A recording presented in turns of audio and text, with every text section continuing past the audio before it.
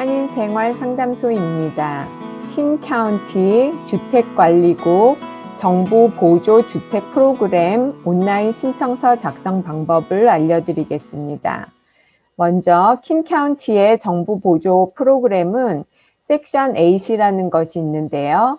이것은 항상 신청할 수 있는 것이 아니라 공고가 나면 일정 기간 안에 신청서를 제출하고 신청서를 제출한 것이 당첨이 되면 대기자 명단에 올려져서 본인 순서가 되었을 때 일반 민간 아파트에서 렌트를 구하고 본인 수입의 30%만 렌트비를 내면 그 나머지는 정부가 집주인에게 직접 렌트비를 지불하는 그런 프로그램입니다.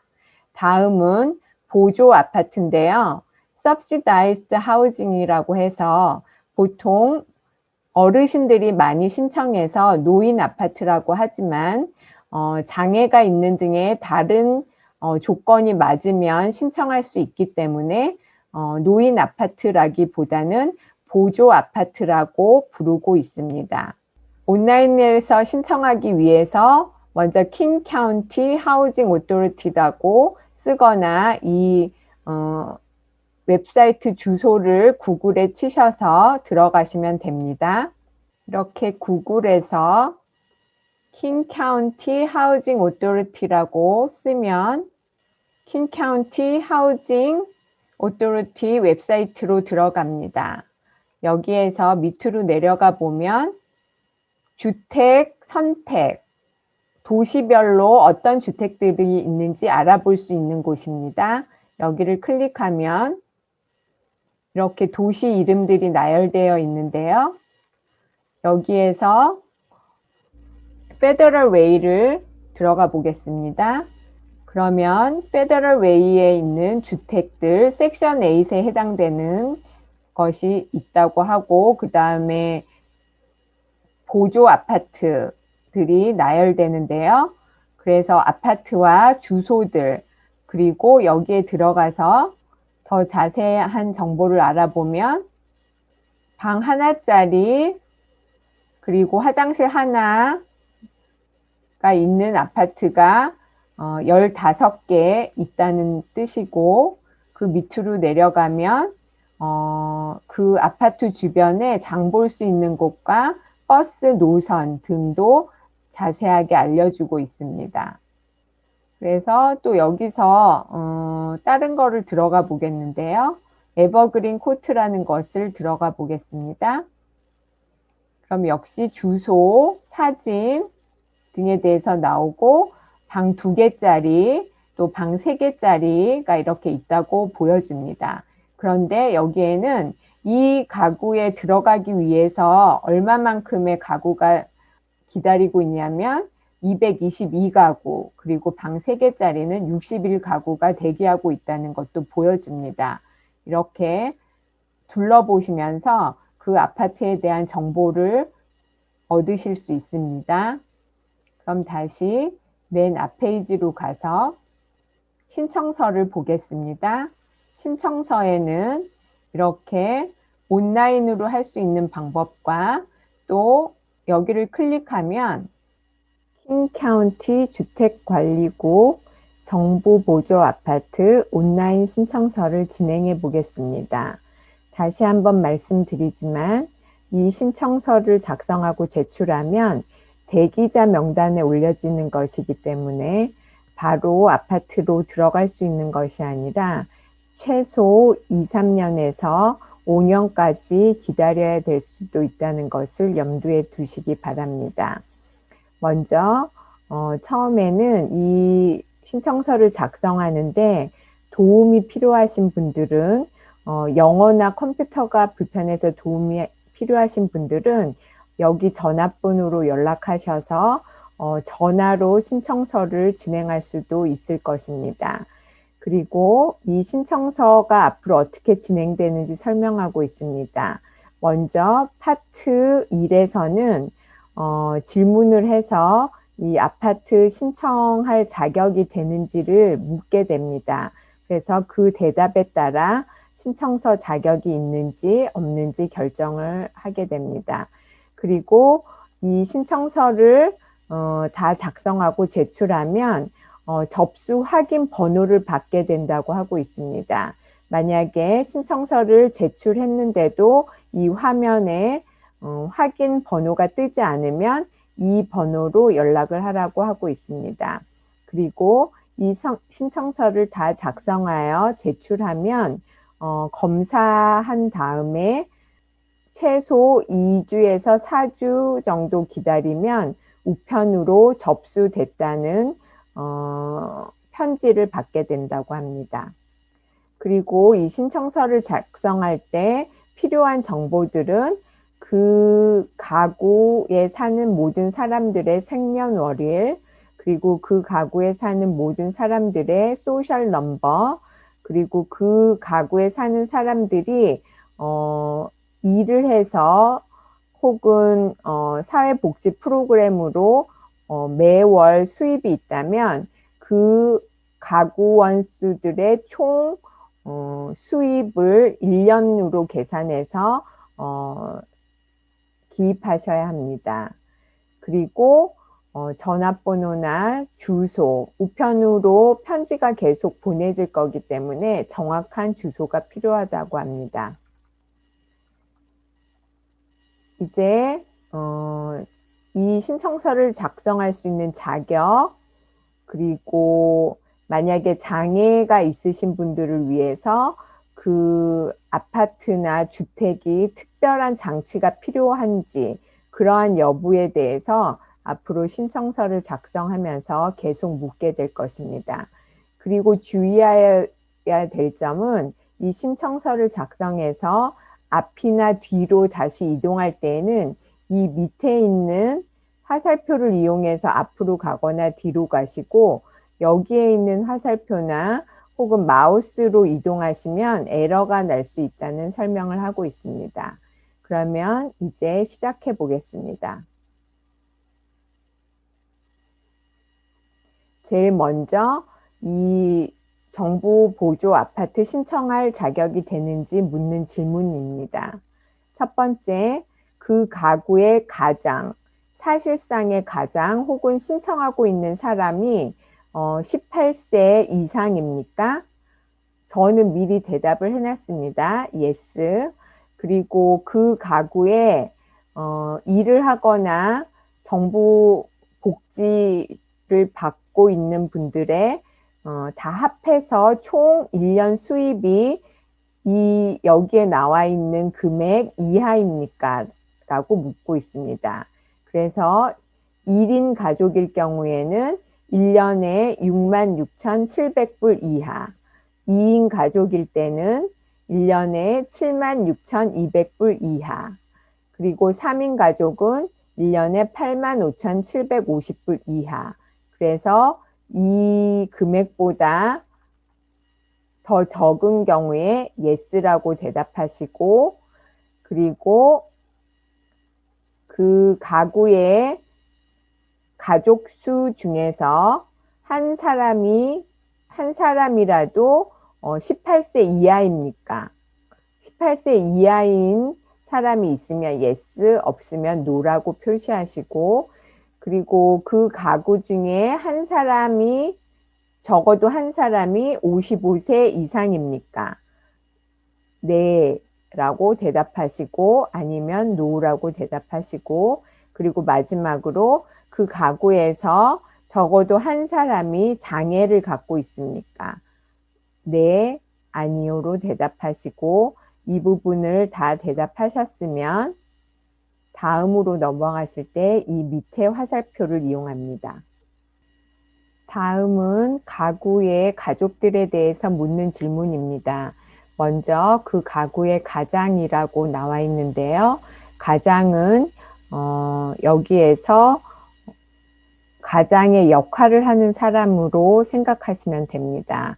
그래서 여기에 설명을 보면 킹카운티 주택관리국에서 주로 연락을 취할 일이 있을 때 이 가장이 연락을 받게 된다고 하고 있습니다. 그래서 가장은 전화 연락이나 우편물을 확인할 수 있는 사람을 기입하는 것이 좋습니다. 그리고 여기에 이제 이름을 쓰면 되는데요. 저는 영수라고 가상 이름을 만들었습니다. 이 이름은 본인의 소셜 넘버 카드에 있는 이름이랑 일치하는 것이 좋습니다. 그리고 성은 여기다 김이라고 저는 썼고요. 그 다음은 생년월일입니다. 생년월일을 쓸 때에는 여기 보기에 나와 있듯이 1월인 경우에 01이라고 씁니다. 그래서 저는 9월 9일을 0909라고 썼고요. 1955년이라고 기입했습니다. 그리고 가장의 성별은 여자이면 여기, 남자는 여기에다가 표시합니다. 그 다음은 이 가장이 태어난 곳, 태어난 나라를 말합니다.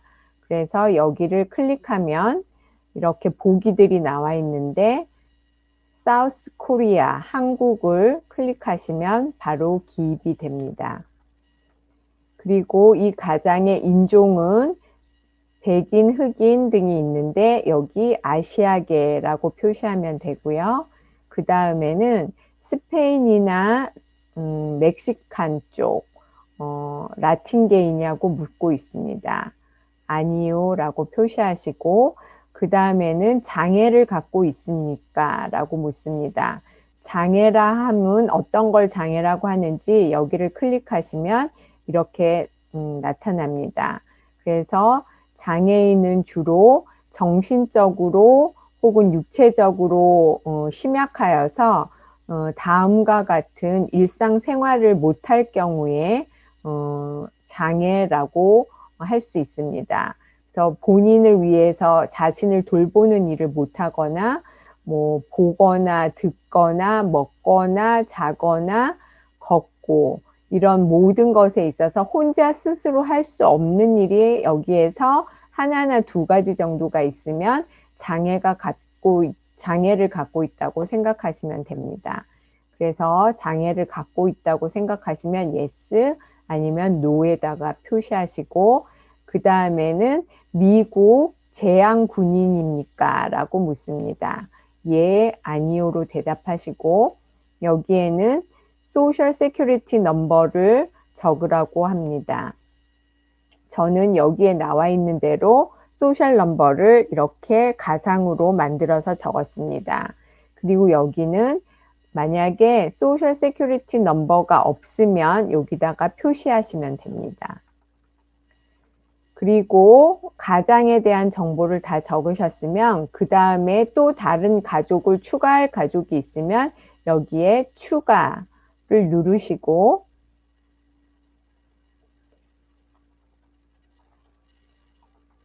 그러면 또 그 다음 가족에 대해서 적는 란이 나옵니다. 똑같이 이름, 성, 그리고 여기에서 중요한 것은 가장과의 관계입니다. 그래서 여기를 클릭하시면 이렇게 이모, 형제, 딸, 아버지, 손녀, 할아버지 이렇게 나옵니다. 그래서 맨 밑으로 가시면 여기 스파우스, 배우자가 스파우스인데요. 그래서 주로 가장 쓰시고 그 다음에 배우자, 이 스파우스를 선택하시면 됩니다. 그리고 마찬가지로 생년월일 쓰시고 배우자의 성별, 여자, 남자 쓰시고 그 다음에 아까랑 마찬가지로 태어난 곳, 그래서 여기도 클릭하시면 이렇게 보기가 나오니까 아까 사우스 코리아 찾으셔서 클릭하시면 되시고요. 그 다음에 인종, 여기 아시아계 표시하시고 그 다음에 히스패닉, 라틴계 아니니까 no라고 표시하시고 또 이 배우자가 장애인일 경우에는 yes 아니면 no, 그 다음에 군인일 경우에는 yes 아니요 쓰시고 여기는 그 배우자의 소셜 넘버를 쓰시면 되시고 만약에 소셜 넘버가 없으면 여기에다가 표시하시고 그 다음에 가장, 배우자를 쓰신 다음에 또 추가할 가족이 있으면 여기를 클릭하셔서 똑같이 또 그 가족에 대한 정보를 입력하시면 됩니다. 3단계 가구 구성원들의 신원 정보에 대해서 묻는 페이지입니다. 먼저 지금 이 신청서에 가족 구성원으로 기록되어 있는 사람 중에서 범죄 기록이 있는 사람이 있습니까? 네, 아니요로 대답하시고, 만약에 여기 yes라고 표시했으면 그 범죄 기록이 어떤 것인지 구체적으로 여기에 서술하도록 되어 있습니다. 그리고 그 가구 구성원 중에 이전에 정부가 관리하는 주택에서 살았던 사람이 있습니까? 네, 아니요로 표시하시고, 만약에 현재 정부가 보조하는 아파트에 살고 계신데 다른 곳으로 이사하고 싶어서 신청하시는 분들이 여기에 해당됩니다. 그럼 yes에 표시하시고 누가 언제 어느 아파트에서 살았는지 여기다 서술하셔야 합니다. 그리고 이민 신분에 대해서 묻고 있습니다. 지금 이 신청서를 작성하는데 기록한 가구 구성원 중에 한 사람이라도 시민권자이거나 영주권자이거나 그 외에 난민 등의 여러 가지 여기에 해당되는 것이 있으면 yes라고 표시하시고, 그리고 아니면 no라고 표시하시는데, 주로 신청하실 때 가구 중 한 명은 미국 시민권자이거나 영주권자인 경우에 더 도움이 될 수 있습니다. yes라고 표시하시고, 그 다음에 그 가구에서 사용하는 언어는 무엇인가? 여기를 클릭하시면 여러 가지 예가 있기 때문에 그 중에서 한국어, 코리안을 선택하시고, 그 다음에 주택관리국과 얘기할 때에 번역이나 통역이 필요하십니까? 물어보는 난입니다. 그러면 yes라고 표시하시면 통역가를 통해서 얘기하실 수 있을 것입니다. 다음은 가구 구성원 중에 장애가 있어서 특별한 시설이 되어 있는 아파트에 살아야 되는지 묻고 있습니다. 휠체어가 드나들기 쉬운 그런 아파트 구조를 말하는 거죠. 그래서 그런 게 필요하면 yes 아니면 no라고 표시하시고, 그 다음에 이것도 가구 구성원 중에 어떤 특별한 설비나 필요한 장애 때문에 필요한 것들이 있냐고 묻고 있습니다. 이것도 예, 아니요라고 표시하시고, 만약에 예라고 표시하신 경우에 여기에 그 가구 구성원 중에 누가 어떤 설비가 필요한지 여기다 적어주시면 됩니다.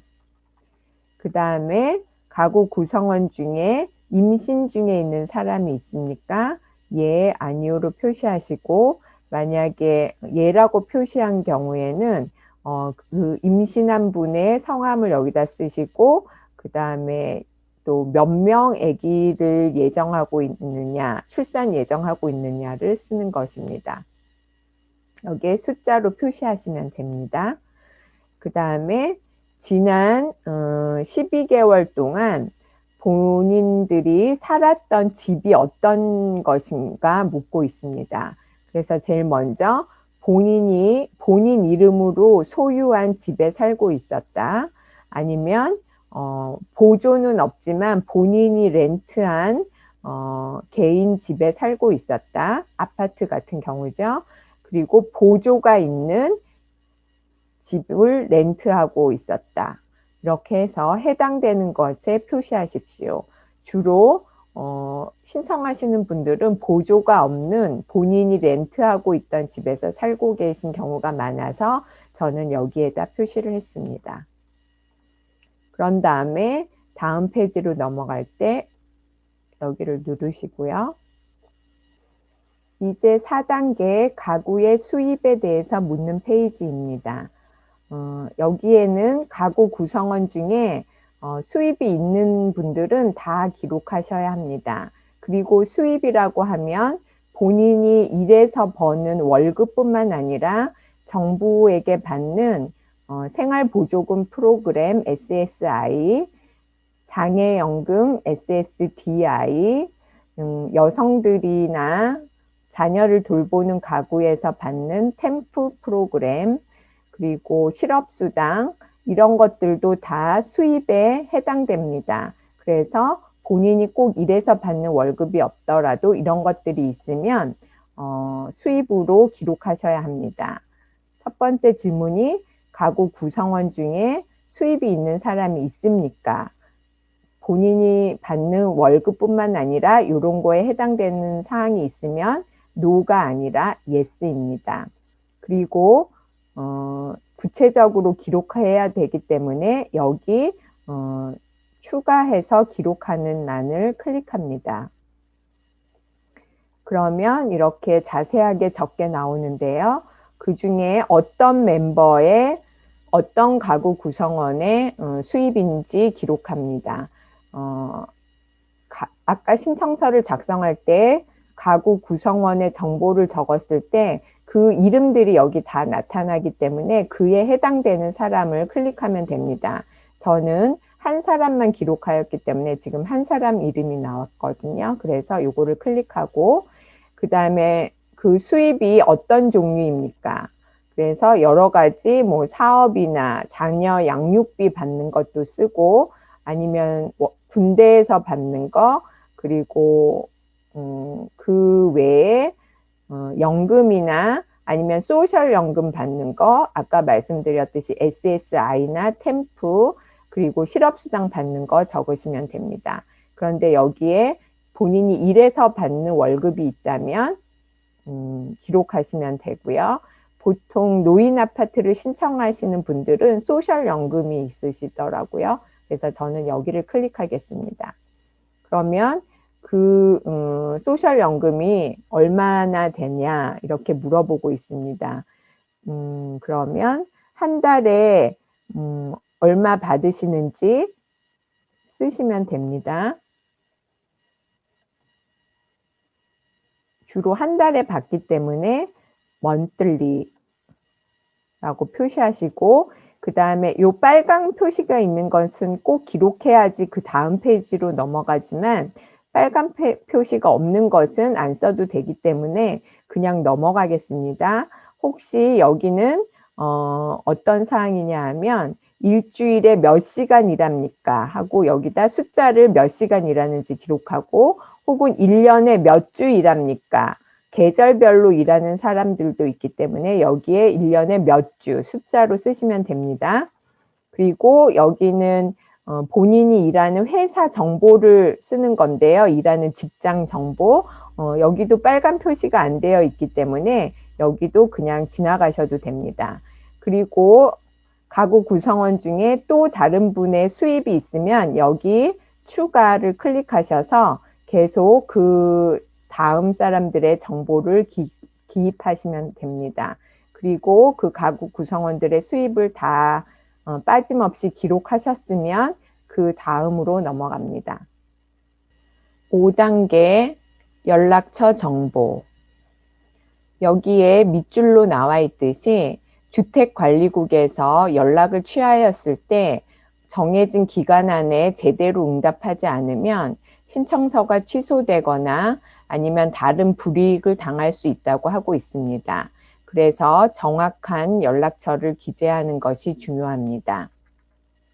먼저 주소를 입력하세요. 저는 상담소 주소를 사용하였습니다.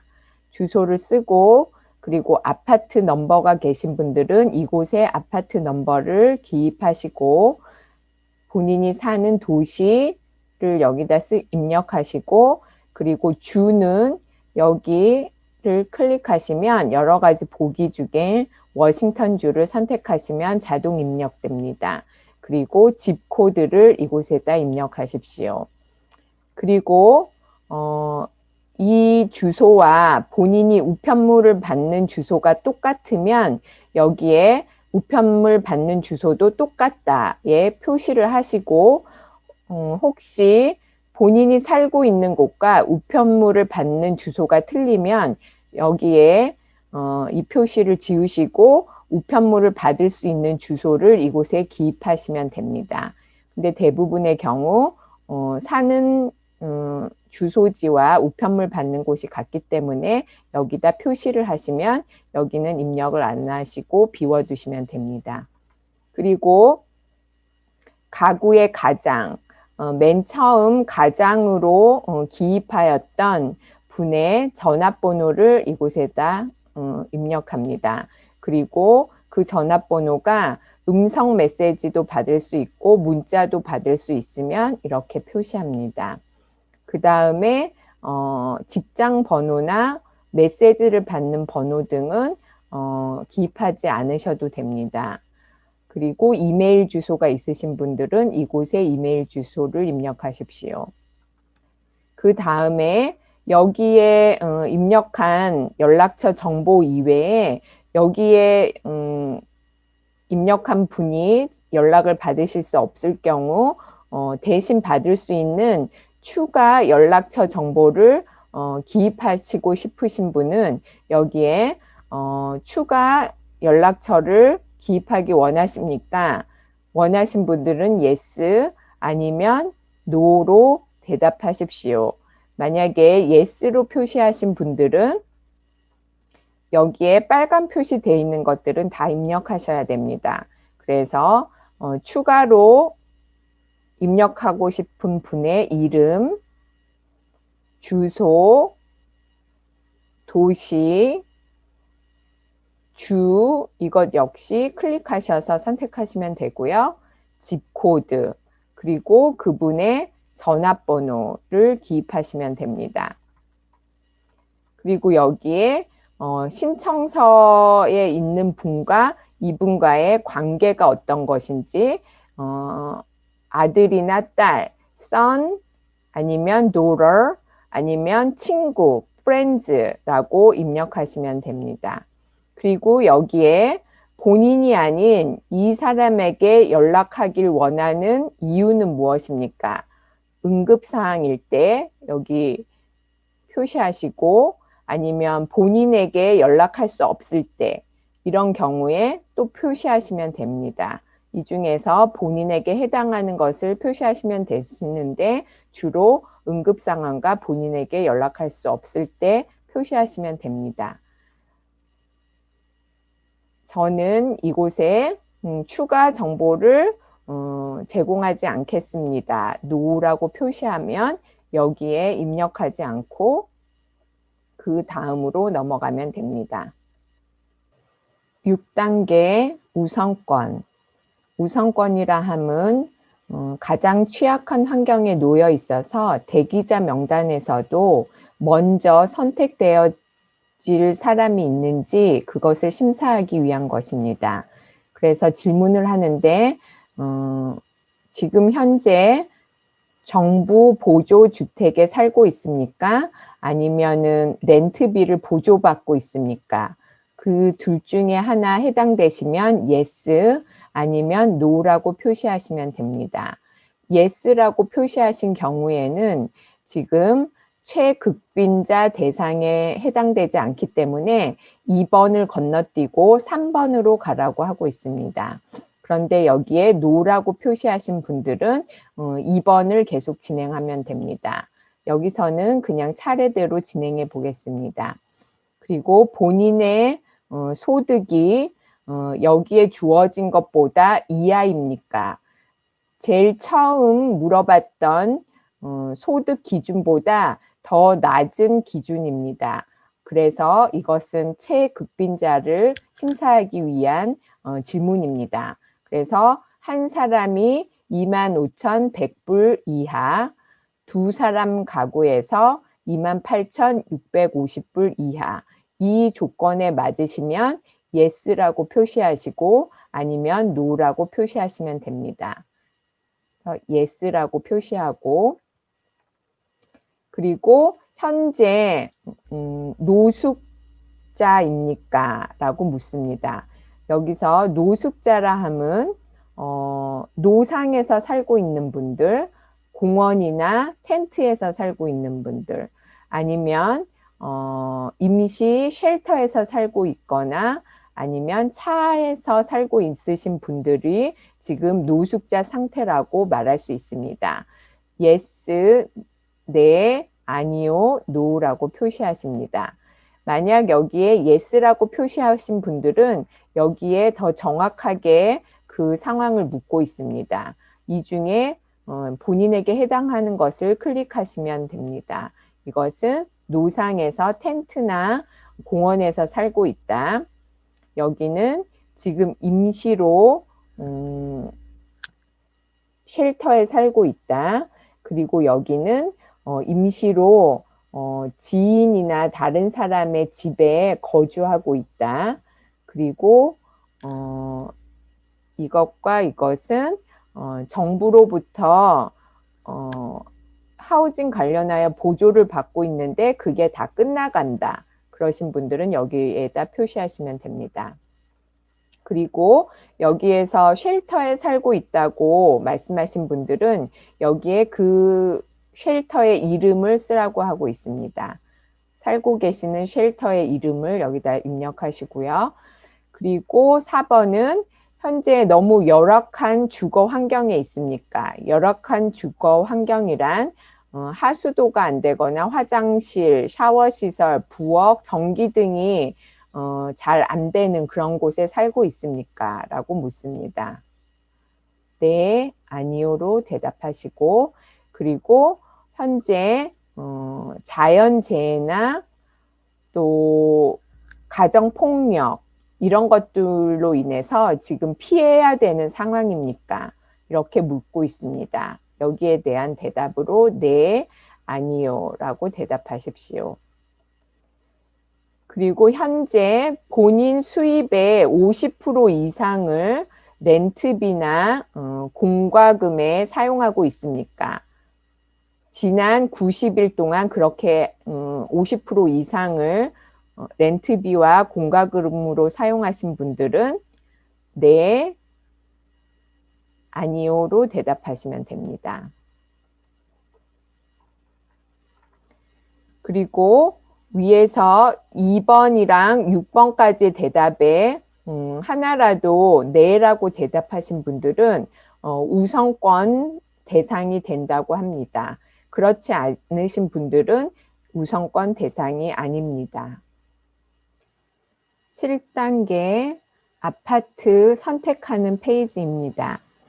이때 1순위, 2순위 두 가지 선택을 할 수 있는데요. 이때 중요한 것은 그 두 가지 선택을 개별 아파트들 중에서 두 가지를 선택하든지 아니면 지역 중에서 두 가지를 선택하든지 하는 것입니다. 지역이라 함은 킹 카운티가 관리하는 지역이 북동쪽, 남동쪽, 남서쪽 이렇게 세 가지 지역으로 나뉘는데요. 그 중에서 두 가지 지역을 선택하시는 것입니다. 이때 지역으로 두 가지를 선택하시면 그 지역마다 아파트들이 많이 있기 때문에 대기자 명단에서 본인 순서가 빨리 올 수 있는 가능성이 많습니다. 하지만 그 지역이 멀리 떨어져 있는 외곽 지역에 있는 아파트가 나올 수도 있기 때문에 주의할 것은 그 외곽 아파트가 너무 멀다고 그것을 거절할 경우 오래 기다리신 대기자 명단에서 취소될 수가 있습니다. 그래서 그러한 점을 유의하셔야 하고요. 그리고 개별 아파트 중에서 두 가지를 선택하면 본인이 들어가고 싶은 아파트에서 기다리는 장점은 있지만 거기에 자리가 나올 때까지 더 시간이 걸릴 수도 있습니다. 이런 선택을 하실 수 있도록 도움을 드리는 정보들이 있습니다. 여기를 클릭하시면 각 지역마다 있는 아파트 명단들이 나옵니다.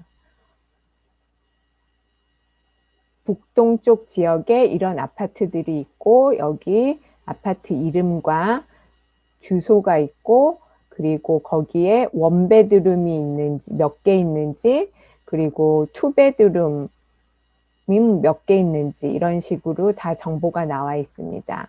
밑으로 내려가 보면 이번에는 남서쪽 지역에 있는 아파트의 명단도 나오고 있습니다. 그래서 이것을 참고해 보실 수 있고요. 또 도움이 되실 정보는 이번에는 정부 보조 아파트 대기자 명단에 대해서 알아보는 정보입니다. 그래서 여기에다가 지역이나 아파트 이름들을 직접 보기에 열거해 놨는데요. 여기에서 예를 들어 벨뷰 하우스를 클릭하면 방 3개짜리, 여기에는 방 3개짜리밖에 없기 때문에 요거 하나만 나타납니다. 그래서 이것을 제출하면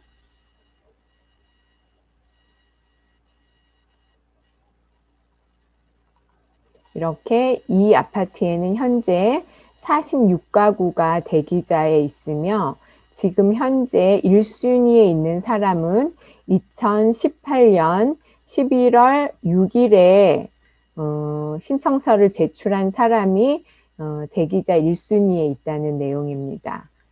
하나 더 보면 캐스케이드를 보겠습니다. 여기에는 아파트가 방 1개, 2개, 3개 이렇게 있기 때문에 이 중에서 또 선택하셔서 보시면 이 아파트에는 현재 209가구가 대기자 명단에 기다리고 있습니다. 이 중에서 지금 대기자 명단에서 1번 자리에 있는 사람이 2010년 3월 15일에 제출한 사람이라는 것입니다. 그래서 이러한 상황들을 다 살펴보시고 결정을 하시기 권해드립니다. 그래서 먼저 선택할 때 여기를 클릭하시면 이렇게 지역 3개가 나오거나 그 밑에 개별 아파트들이 나옵니다. 지역으로 선택하실 분들은 1순위로 이렇게 한 다음에 그 다음에 2순위로 이렇게 지역 중에서 2개를 선택하시는 것입니다. 아니면 개별 아파트 중에서 여기를 선택하신 다음에 또 다른 개별 아파트 중에서 또 하나를 선택하시면 이렇게 2가지를 선택하실 수 있습니다. 중요한 것은 하나는 여기 지역으로 선택했는데 다른 하나는 여기 아파트 중에서 선택하시는 거. 이렇게 되시면은 이게 제대로 선택을 안 하셨기 때문에 주택관리국에서 이것 때문에 접수해 줄 수 없다라는 편지를 받으실 수 있습니다. 그러니 꼭 주의하셔서 이 3개 중에 하나를 2개를 선택하셔야 합니다. 그래서 위에 지역을 선택했기 때문에 지역 중에서 2개를 선택해 보도록 하겠습니다. 그리고 다음 다른 프로그램이 있는데 이 프로그램은 60세 이상이며 방 하나짜리이고 그리고 이것은 $330의 렌트비가 있기 때문에 이 렌트비를 내실 만한 정도의 수입이 있는 사람만 신청할 수 있습니다. 그래서 이 자격이 되시는 분들은 또 여기에 원하시는 아파트를 표시하실 수 있습니다. 그리고 주택 보존 프로그램이라는 다른 프로그램이 있는데요. 이 프로그램 하에 있는 아파트 여기 하나가 있습니다. 이 아파트를 신청하시려면 별도의 신청서를 작성해야 되니 이곳에 전화를 하셔서 어떻게 신청하면 되는지 문의하시면 됩니다. 그래서 이렇게 해서 다음으로 넘어가겠습니다. 8단계 정보 확인 페이지. 여기에는 그동안 이 신청서에 입력한 정보들이 다 정확한지 다시 한번 보고 확인하는 것입니다. 먼저 제가 아파트 대기자 명단 선택했던 1순위, 2순위가 나와 있고 또 다른 프로그램에서 선택했던 아파트 이름이 나와 있습니다. 그래서 이 신청서를 제출하게 되면 저는 이 3가지 대기자 명단에 올려지게 되는 것입니다. 그 다음은 소셜 넘버와 이름, 생년월일 등이 다 정확한지 확인하시고, 다음 가장 중요한 주소와 전화번호를 잘 확인하셔야 합니다. 만약에 이게 잘못 기재된 경우 주택관리국에서 연락을 할 때 연락을 받을 수 없기 때문에 잘 확인하셔서 정확하게 기입하셔야 합니다. 만약 여기에 오류 사항이 있으시면 여기 앞으로 가기로 해서 맨 처음에 입력했던 그 부분으로 돌아가셔서 수정하실 수 있습니다. 그래서 이 정보들이 다 맞는지 확인되셨으면 다음으로 넘어갑니다. 다음은 이 신청서를 제출하시면서 본인이 아셔야 되는 상황입니다.